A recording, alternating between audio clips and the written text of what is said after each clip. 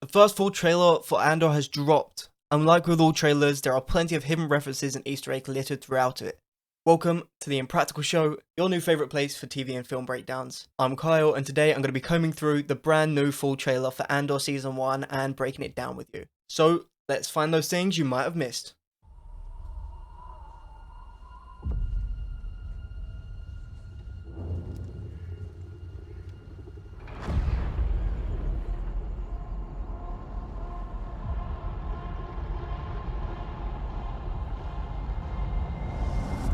In this first scene, we can see two characters hiking across some of these hills. These mountains are actually in the Scottish Highlands, which makes Andor the first Star Wars Disney Plus show to be filmed on location and not use the volume technology. The Mandalorian show, The Book of Boba Fett, and Obi-Wan Kenobi all used volume tech in their production. Moving on, these characters then hear the sonic boom of two TIE fighters coming up the hills behind them, and you can actually see them very small in the distance behind them. The trailer then cuts to what looks like a first generation kind of rebel base, and the blaster that this guy is holding actually looks like a real life Kalashnikov, which brings up the question, will this actually be a blaster or will it be a slug thrower because of the low budget of the rebellion? And during this clip, we can hear the rumble of a Star Destroyer flying over, and if you look close enough next to this Star Destroyer, you can actually see what looks like 3 TIE fighters. And what I love about this shot is, like I said before, everything in Andor is set on location. This really gives us a sense of the size of the Imperial Navy ships and how intimidating they actually are in the universe.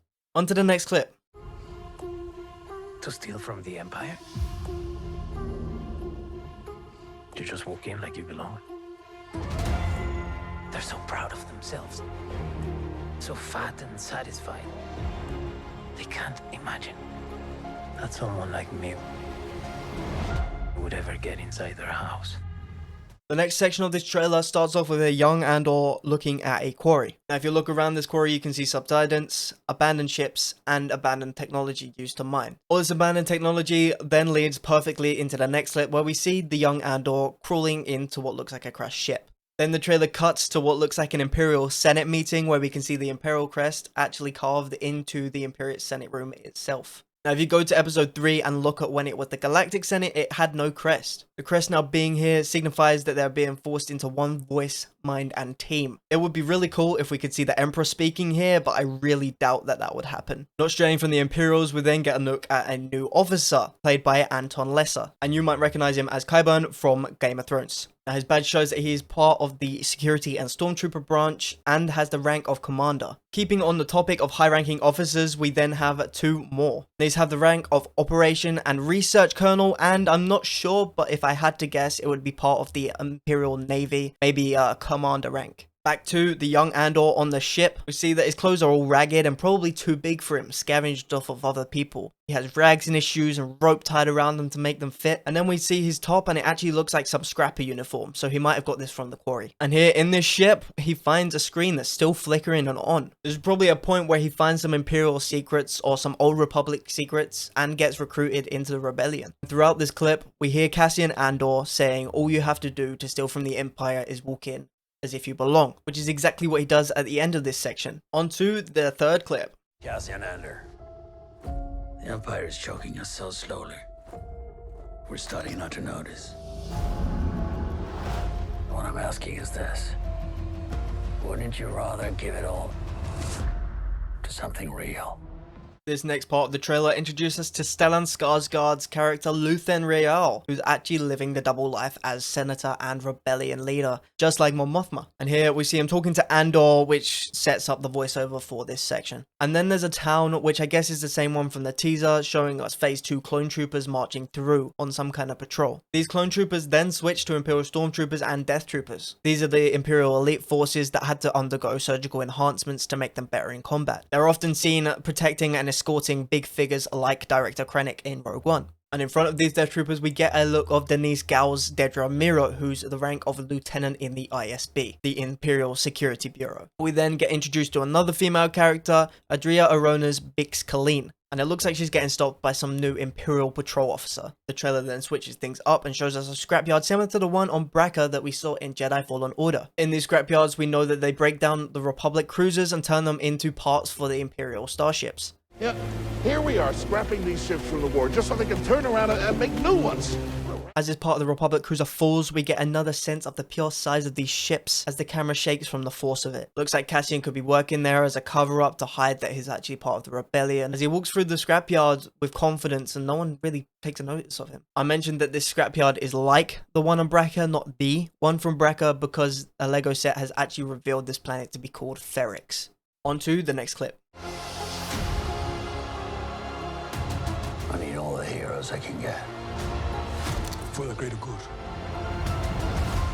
Call it what you will.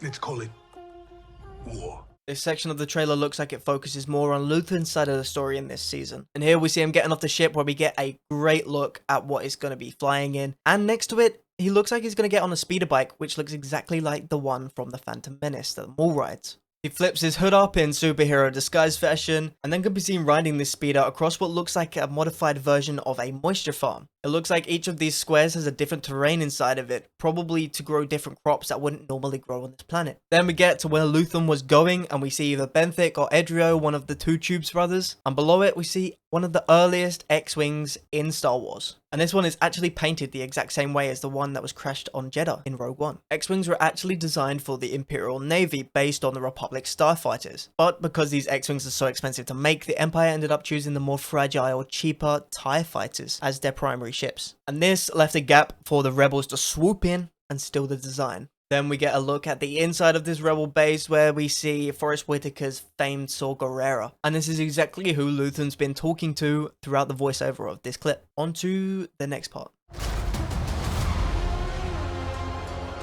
There's fermenting out there, son. Pockets of fermenting. You're in my net. Are you a fish? Or are you a thief?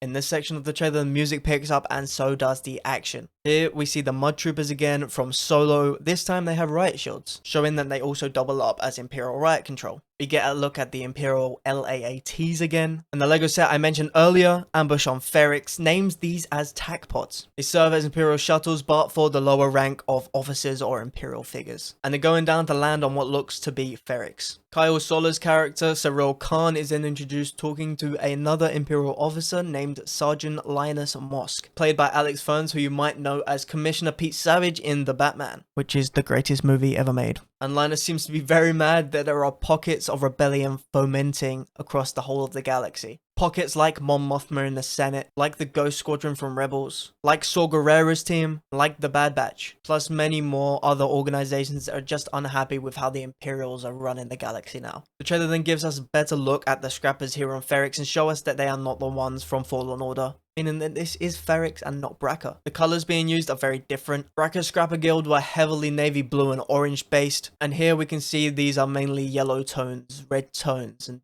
orange tones. No blue to be seen. We get one of our first looks of Coruscant in this trailer. Then it goes straight back to the scrapping site, where we see an Imperial Lambda class shuttle landing next to a Zeta class heavy cargo shuttle that we first saw in Rogue One. Imperial shuttles are only used for very, very high ranking Imperial figures, so this tells me Dedra could be hunting Andor here on Ferrix. Speaking of Dedra, we then see her talking to some officers over a hologram of what looks to be the same town from the teaser. And we can make this assumption because this big round building in the middle of the hologram can actually be seen from the first shot of the teaser. If you haven't seen the teaser yet, don't worry, because I reacted to it in the video in this card, so go and watch that after this video is done. We get more of Dedra, but here she looks like she's interrogating Bix Colleen, trying to get information about the rebellion. But I think Bix is going to escape her grips in the riot we saw at the start of this clip. On to the next part. You're slipping. I'm not slipping. I've just been hiding for too long.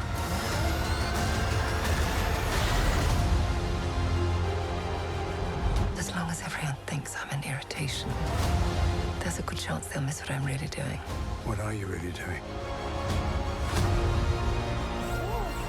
We see Luthen getting ready to meet Mon Mothma, and his partner Clea, played by Elizabeth Dulo, tells him that he's slipping. This shows us that he's double-crossing someone, whether it be the Rebellion working for the Empire, or the Empire working for the Rebellion. But remember, this could be the magic of editing, so this might not have anything to do with the Mon Mothma meeting at all. Or, this could be where Mon Mothma convinces him to join her rebellion, hence slipping towards joining the early Rebel Alliance. Here we see him with long hair, and in other parts of the trailer we can clearly see him with shorter hair. This tells me it could be his origin story early on in the series, or it could be a flashback. After all, the first season does have 12 episodes that take place over the space of a year. The second season will take space over 4 years, with 3 episodes based on 1 year, joining into Rogue One as Rogue One did into episode 4, A New Hope. Then we get a look at Luthen's beautiful ship in action as it comes across a squadron of TIE fighters. Blows up the TIE bomber on its way to this new Star Destroyer with satellite dishes around it. Lucasfilm has said this is actually an early concept for a Star Destroyer that Colin Cantwell did back for 1974's A New Hope. And this ship can also be seen in Solo's Imperial Navy recruitment video up on the banner. We get another look at the beautiful Coruscant as we head to the Imperial Senate again. And in the Senate, all of the pods now have the Imperial crest. Again, this signifies that there aren't multiple political parties anymore. There's just this one tyrannical empire.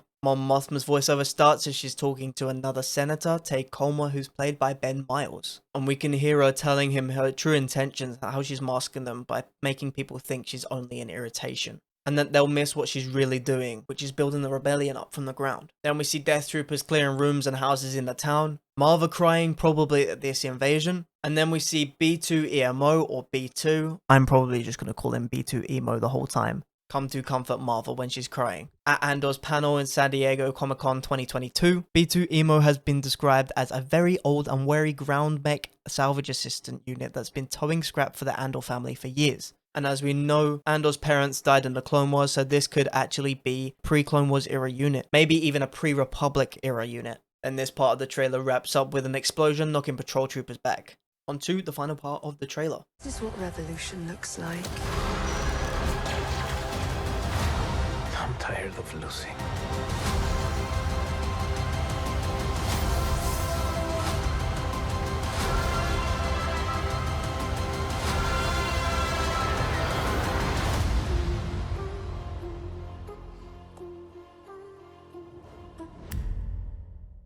Clea gets a new outfit, just like Luthen got a new haircut, so this could again be later on in the series. Andor in his officer uniform we saw him in earlier looks like he's breaking into something, probably to take what he was talking about stealing from the Imperials earlier on. Looks like what he was breaking into is some kind of Imperial rail system that is actually rocket propelled. This rail system is in a tunnel, so it could either be underwater or underground, which means it could be to the prison or bases that we saw in the water in the teaser trailer. I don't know what it is, but this really reminds me of the cargo trains that we saw in Rogue One on Scarif. Then we saw Andor running from someone and getting shot at, which actually looks like he's in the same clothes from the scrapyard, so this could be in the same scene or episode. Talking about rebels running, we see 3 of them disguised here running across this Imperial Dam, which they actually go to abseil down. My guess is that they're abseiling down to the bottom of the dam to destroy it, to either destroy a base and flood it, or to drain the lake where the prisons/bases were in the water from the teaser. Then we see people all in the same outfits frantically running across one of these sky bridges. It just reinforces the theory that this could be a Imperial prison. Wherever it is, it looks like Andor went there and is trying to escape, maybe to rescue someone. Maybe he broke in to rescue them out, because here we see him destroying something. More likely than not, door controls. And this could be the dangerous mission on Aldhani that the San Diego Comic-Con panel describes. It also looks like people at this place are building KX series droids, so this could be where Andor and K2SO meet. We then get our first look at this new surgeon working on someone young, and he looks like he's a similar species to Ochi of Bestun and Maskanata, but they don't have 4 arms, and he does. A few more clips from the riot are flicked through, and then we see Andor running